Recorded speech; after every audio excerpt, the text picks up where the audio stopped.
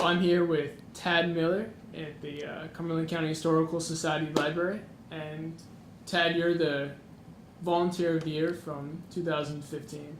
So I'll ask you, how long have you been volunteering here at the Historical Society? Well, I've been here 10 years, as a matter of fact. We moved to this area in June of 2006, and within 2 weeks we had been here and signed up as volunteers.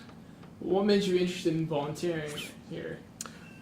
Both my wife and I like museum work. We're docents at the Smithsonian's National Museum of American History, but we like local history too, and we think we should be part of what's going on in the community, so that of course brought us here. And we were impressed that this is one of the better county historical societies that I've seen anywhere. Well, what do you do here at the Historical Society while you're volunteering? Well, the short answer is I do everything. I started out in the photo archive, scanning photographs and cataloging them so that we have a digital base of them. But that expanded into helping in the education department. I do programs both in schools and here at the Historical Society. Then I started working at the library, scanning documents and cataloging them. And I have been known to work as a receptionist as a front desk from time to time as well. All right.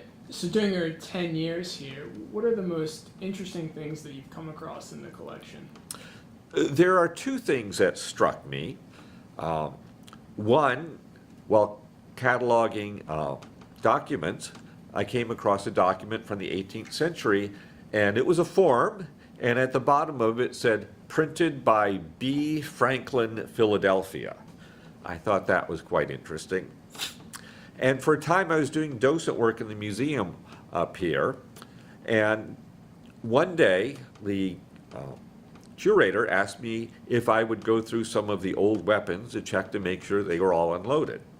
So I came in with a ramrod with a worm screwed to the end of it, and I was reaching into each gun and everything was fine, and then I pulled out a wadding with a bunch of birdshot in it for a gun that's probably been up there loaded for 150 years or longer. So I thought that was a little odd. It seems safe enough though, we didn't have any accidents with it, but it does go to show that you should always check guns to make sure that they're unloaded. You should always check artifacts to make sure you know what it is that you have. All right, well, thank you for talking with me today.